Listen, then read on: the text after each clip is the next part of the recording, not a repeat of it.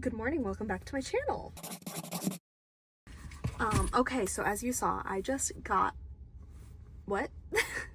Okay, as you saw, I just got out of a doctor's appointment. So this appointment was a 3-month follow-up after I started a birth control pill. So I think I've discussed kind of my medical history, especially in terms of hormone situation stuff in another video, and if I remember I'll try to link that.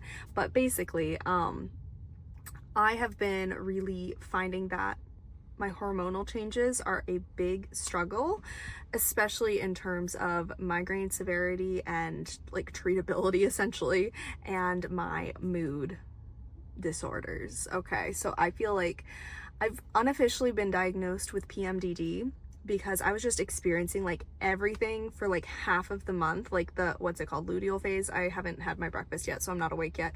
The luteal phase, I believe, and my PMSing and menstrual phase, I was in shambles shambles that whole time. So just extreme anxiety, just so irritable and frustrated and all this stuff.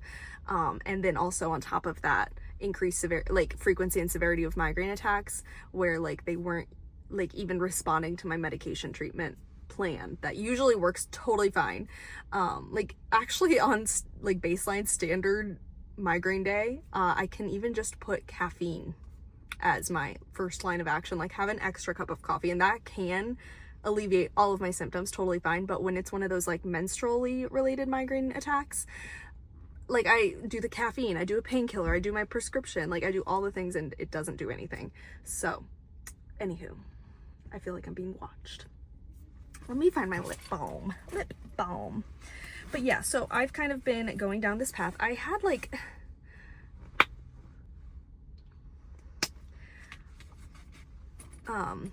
after I graduated college, actually it was a couple years after that, I think, I was trying to find a birth control regimen that worked for me, and I was a little bit scared off by hormonal methods, the pill and everything.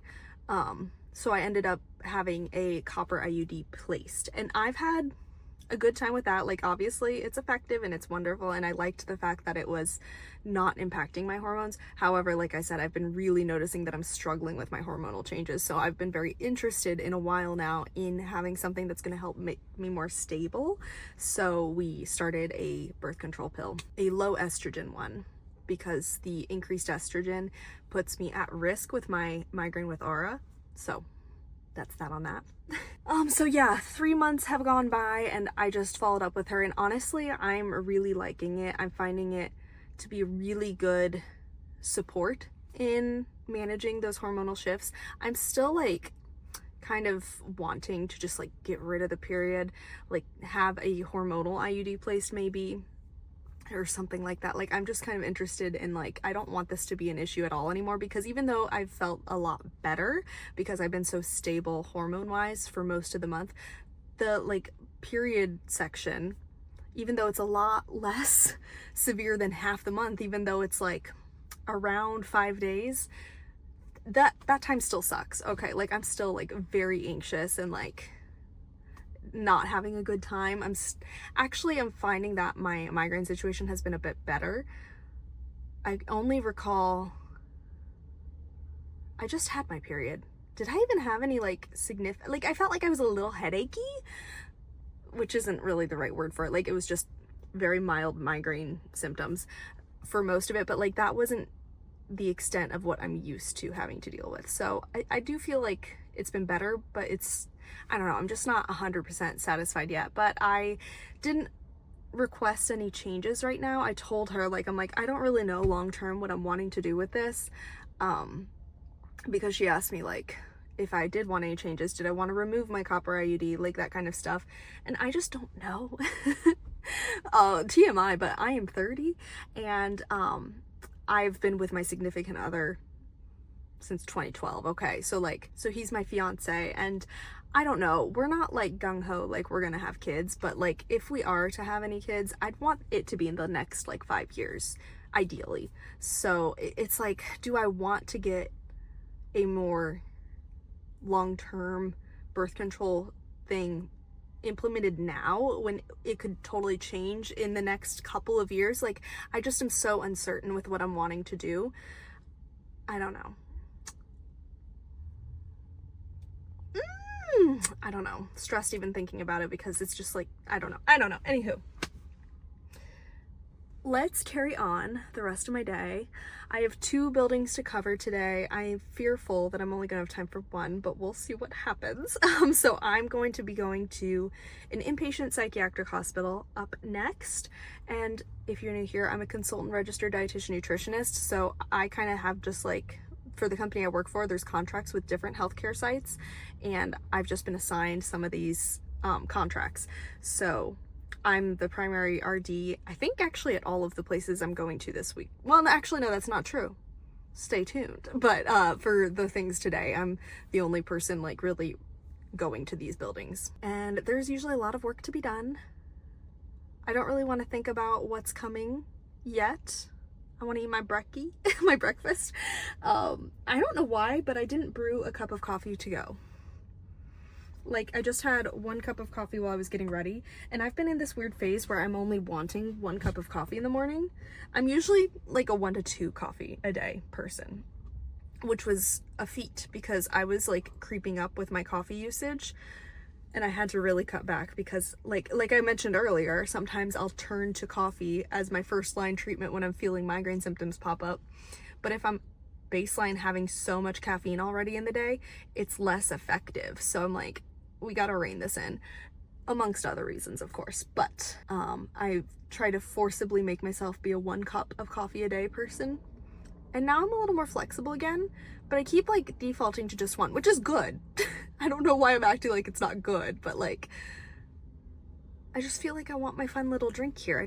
I have my water bottle, which is too big to be in my cup holder, so it's down here. But I want a fun drink. I want my coffee, but that's okay. Okay, I'm gonna see you later.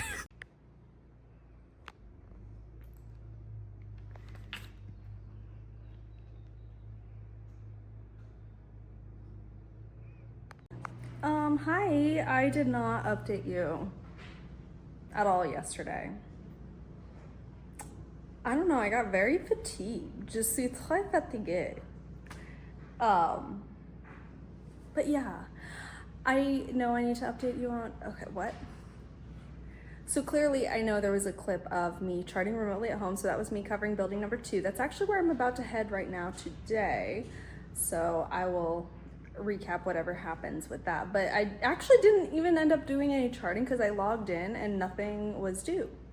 There was only one person that I had due, like on my end in my mind, but they had discharged. So I didn't have anything to do yesterday. I'll have plenty of things to do today. But for building number 1, the one that I had parked out where I was chatting with you, I had so much to do. It was wild, girl. I'm a little foggy on the details now, but I don't know, it just felt like I was running around all day. I had many patients to talk to, like more so than usual. I think I only had 1 referral, so that's kind of funny, but I had a lot of, there were some people I hadn't been able to meet with at the end of last week, so those were some of them. But I had 1 referral for somebody who had had their teeth removed in the last month and a half, and my watch is telling me I'm off to a great start today. So he had had his teeth removed and he was going to have dentures placed, but they weren't in yet, and he was at the hospital. He has no teeth, so he was having a hard time chewing and swallowing like regular foods, is what was told to me. But whenever I ended up meeting with him, he didn't need that many alternative options, but we did send some like soft food snacks, and that was really his only main nutrition related concern. Yeah, so that one was pretty straightforward.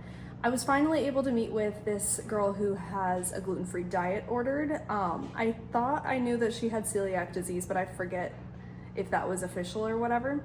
But whenever I finally was able to meet with her yesterday, she said she was actually diagnosed with celiac disease when she was 6 years old. And she's like a teenager, I don't know, somewhere between 13 and probably 15. So I did have some education ready for her to talk about like what to watch out for on food labels on a gluten-free diet, like what are some naturally gluten-free foods, like just general gluten-free diet education, but she already knew all of it. I mean, she took the handout and we chatted a little bit about it, but it was pretty straightforward for her because she's like, I already know all this. I'm like, that's awesome. And the kitchen's been accommodating her for every meal, so no issues there. I had a kid who said that she's one of our longer term residents and she thinks that the food isn't that healthy, which she's the second person lately to tell me that. And I'm like, I don't know where you guys are getting this because I made the menu. Ooh, awkward. There's a little bit to what they're saying. Like, I don't find it unhealthy, but I could see how it would be viewed that way. We just recently moved to our spring summer menu, so there's a lot more like fun foods like hot dog, cheeseburger, that type of food on this menu. So maybe they're seeing that and seeing all these fun foods, and even though they're all nutritionally adequate and well-rounded and could be considered part of a healthy diet, I could see where they're making that connection where it's like the food isn't healthy. I don't know. But she thought she might have some nutrition gaps and she's not always able to eat very well at mealtime, so she was interested in a nutrition supplement drink we give our kids called Pediasure. And I wasn't like super gung-ho on like, yeah, you should do it, because she had actually gained a little bit of weight recently, but she's also been kind of fluctuating with her weight. And I don't know. I was just like, let's talk about like what it's used for, what you could expect, blah, blah, blah, different ideas for you if this isn't really gonna work out. Like maybe you just need a multivitamin. But we will give it a go for now.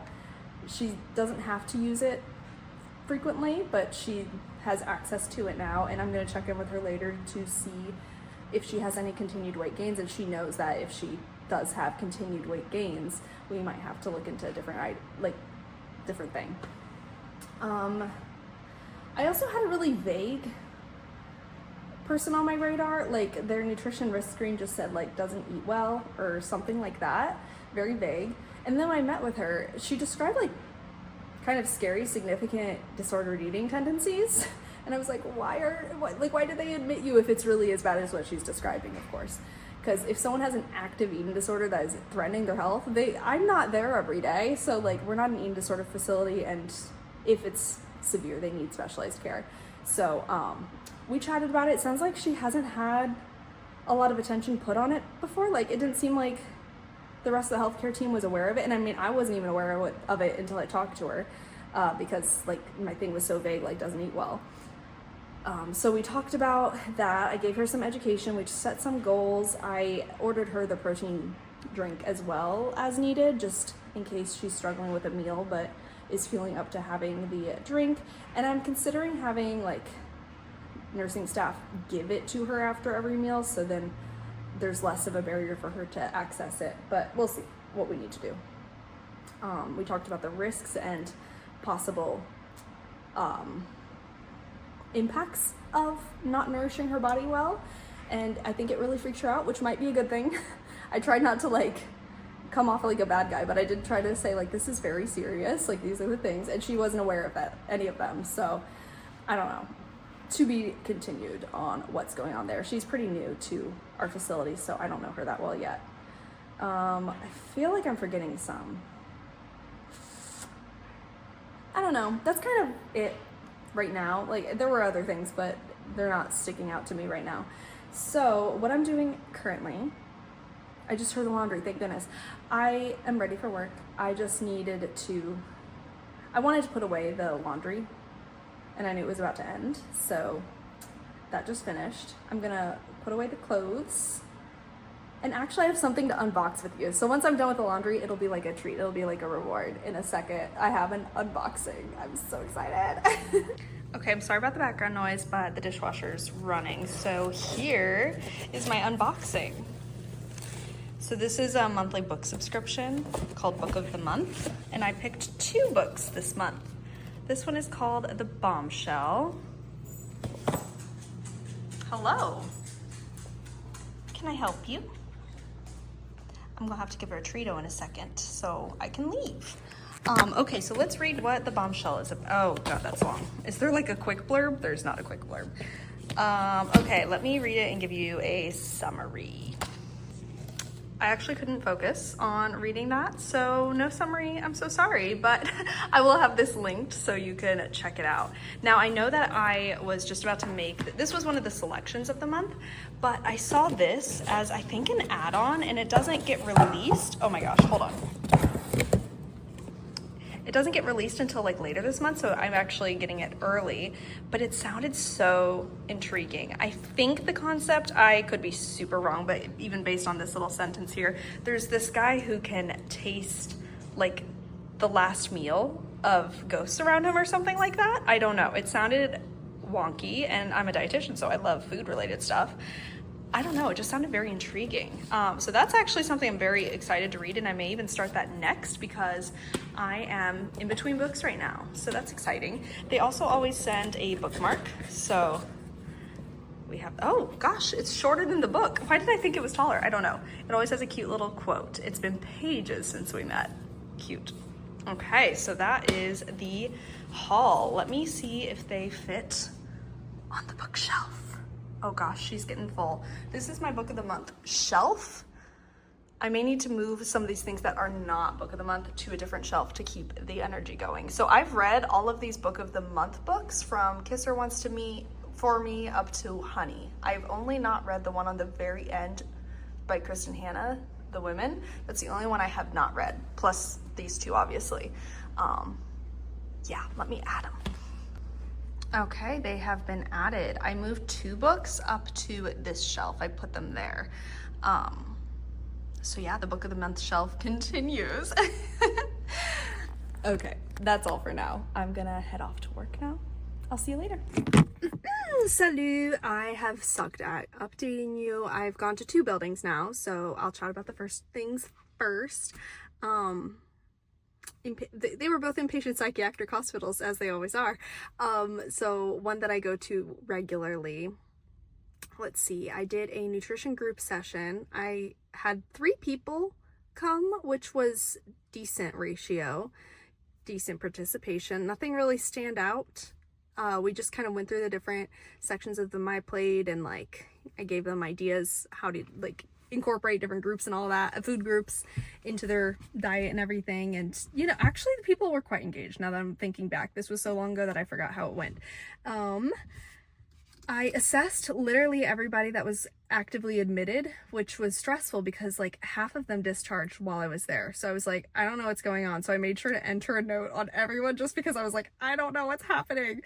So I had a bunch of follow-up notes on people who were discharging within like the next half hour, or maybe had already even left. Like it was a mess, but there wasn't anything exorbitantly, I don't know, worth chatting about in terms of nutrition stuff.